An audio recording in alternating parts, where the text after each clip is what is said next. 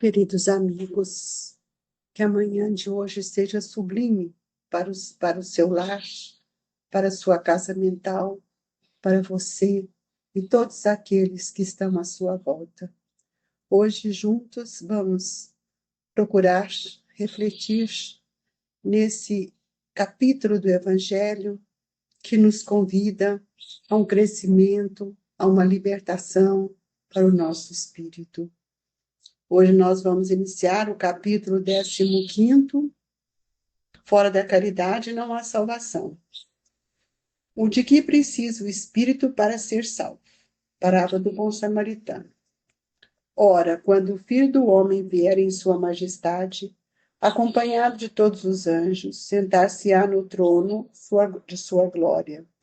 Reunidas diante dele todas as nações, separará uns dos outros, como o pastor separa dos bodes as ovelhas, e colocará as ovelhas à sua direita e os bodes à sua esquerda.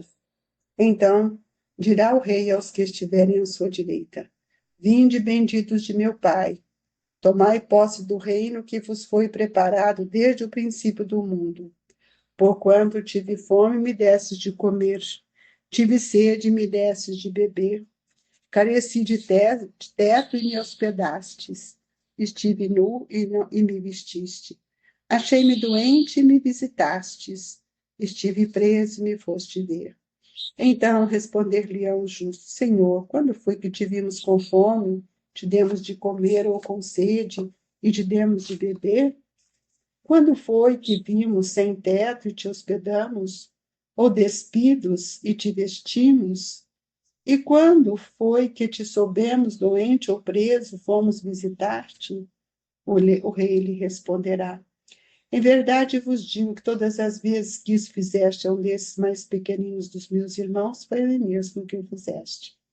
Dirá em seguida aos que estiverem à sua esquerda: Afastai-vos de mim, malditos, ide para o fogo eterno, que foi preparado para o diabo e seus anjos.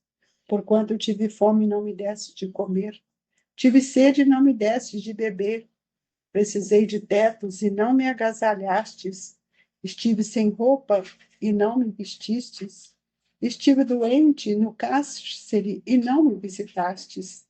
Também eles replicarão: Senhor, quando foi que vimos com fome e não te demos de comer, com sede e não te demos de beber, sem teto ou sem roupa, doente ou preso e não te assistimos?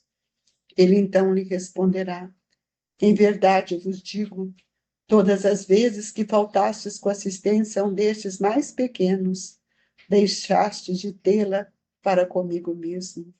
E esses irão para o suplício eterno, e os justos para a vida eterna. Mateus capítulo 25, 31 a 46. Então, levantando-se, disse um doutor da lei para o tentar: Mestre, que preciso fazer para possuir a vida eterna? Respondeu-lhe Jesus: Que é que está escrito na lei? Que é o que lês nela?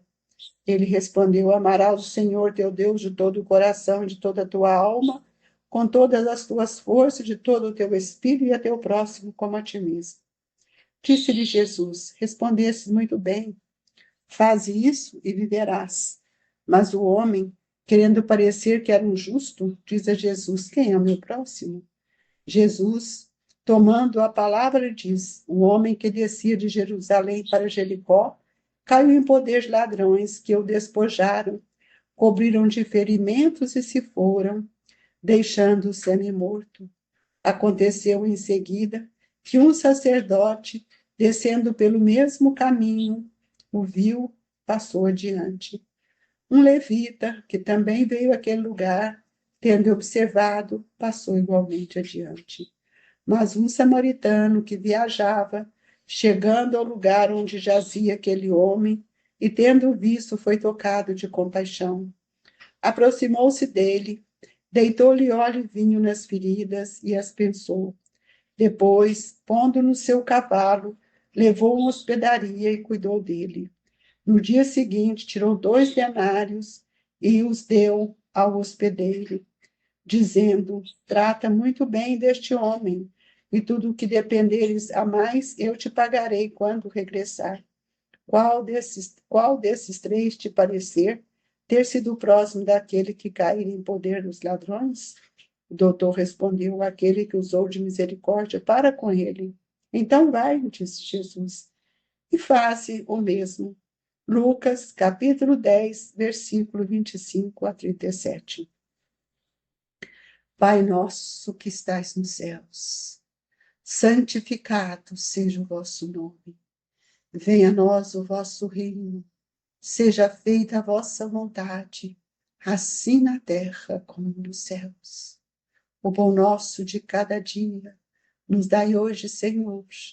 Perdoai as nossas dívidas, assim como devemos perdoar aqueles que nos devem. Não nos deixeis, Senhor, cairmos em tentação, mas livra-nos de todo o mal. Que assim seja.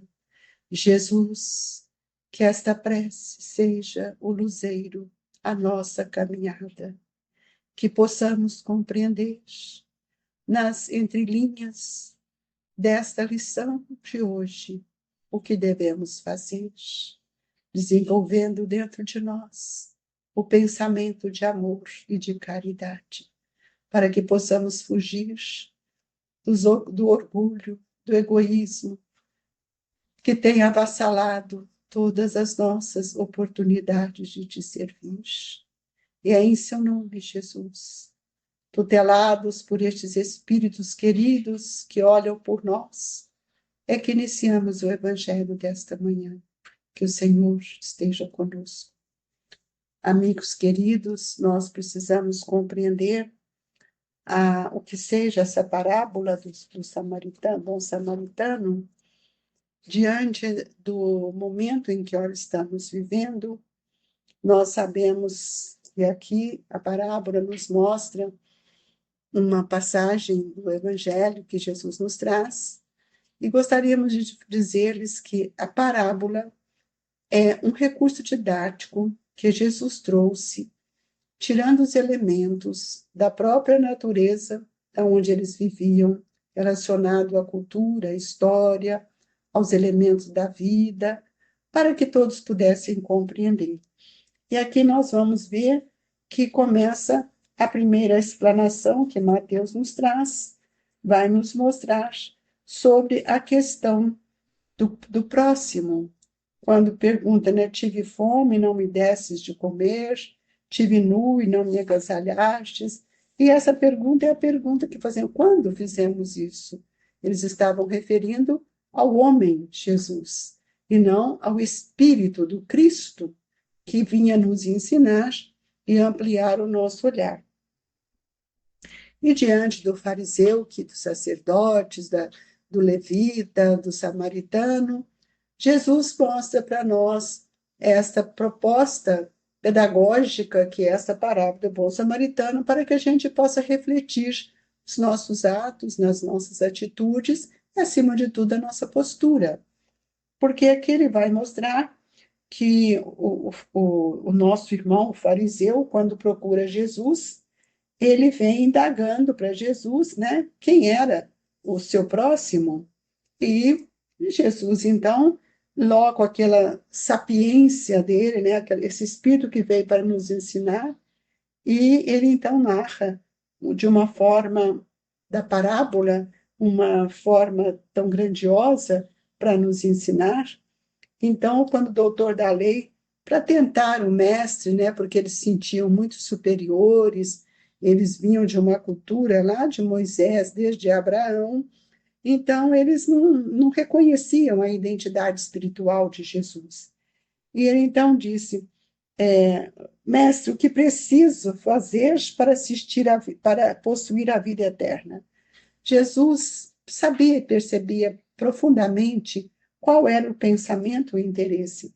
E Jesus, como ele não responde nenhuma pergunta, ele nos leva a refletir em outra pergunta. Ele diz, que é o que está escrito na lei? Que é que lês na lei? Eu preciso também perguntar isso para mim, porque também preciso de olhar a minha postura. E ele então disse, Amarás o Senhor teu Deus de todo o coração, de toda a tua alma, com todas as tuas forças e de todo o teu espírito, a teu próximo como a si mesmo. E aí, Jesus ainda faz mais uma recomendação. Faze isto e viverás. E nós? Quem é o meu próximo, amigos? Precisamos pensar. É aquele que está junto de mim? Sim, mas eu preciso, então, refletir no que estou fazendo diante deste próximo. E Jesus, então, mostra aqui na parábola do bom samaritano uma questão que precisa ser compreendida, analisada, refletida. Quando ele diz, um homem que descia de Jerusalém para Jericó. Por que Jesus começa falando do homem que descia de Jerusalém para Jericó? Jerusalém era uma cidade espiritualizada, onde ali vivia a espiritualidade. Jericó era uma cidade comercial, onde o dinheiro corria, onde o comércio era grande, e onde muitas vezes nós caímos na futilidade. E ele então narra que nesse percurso, que quem desce de um lugar espiritualizado para uma cidade completamente voltado para o materialismo, desce também a sua vibração. E ele então narra que tinha um homem que caiu nos poderes do ladrão e estava ferido no caminho. E ali ele vai mostrar que desce um sacerdote. Quem é o sacerdote? É aquele que fala, que exemplifica, que cita exemplos, tanto na igreja como nos templos, até mesmo na casa espírita. Muitas vezes nós nos colocamos na postura de um sacerdote porque achamos que sabemos tudo, porque somos expoentes da doutrina, falamos muito bem. Então, nós não olhamos para dentro de nós qual é a minha postura, qual é os sentimentos que vivem em mim. Então, nós sabemos, quando ele fala, aconteceu em seguida que um sacerdote descendo também o seu campo vibratório, viu ali um doente no caminho e passou, foi indiferente. Ele passou, viu, não lhe interessou. Por quê? Porque o compromisso dele era só de falar, de pregar e não de vivenciar. Depois vem o levita, que era de outra seita, também escrevia. Então, nós vamos ver o que eles fizeram, o que ele fez. Também passou, viu o doente e seguiu adiante. Também não interessava, porque ele estava acima daquele quadro, mas aproximou um samaritano, que também viajava, chegando ao lugar onde jazia aquele homem, tendo visto, tocou de compaixão. A parábola não mostra que o samaritano descia para outro lugar. Ele mostra que o samaritano que viajava, chegando ao lugar onde jazia aquele homem e tendo visto, foi tocado de compaixão. O que ele fez? Ele parou, desceu do cavalo, aproximou do moribundo, deitou azeite para limpar a ferida, colocou o vinho e depois ele pôs ele a cavalo e levou a uma hospedaria para que alguém pudesse tomar conta dele, porque tinha que seguir viagem. E ali ele paga 2 diárias para aquela pessoa, ainda prometendo que, se precisasse de algum recurso a mais, que o hospedeiro, por favor, fizesse para ele, que ao voltar ele restituía. E aí Jesus, então, pergunta ao doutor da lei quem era o próximo. Qual desses 3 te parece ter sido o próximo daquele que caíra em poder de ladrões? E o doutor da lei, claro, não ia responder diferente, porque ele sentiu a questão e a palavra reflexiva de Jesus, aquele que usou de misericórdia para com ele. E aí Jesus deixa o recado, não para o doutor da lei, mas para nós, que poucas vezes tiramos do Evangelho, abstraímos do Evangelho o recado, a nota que Jesus nos dirige.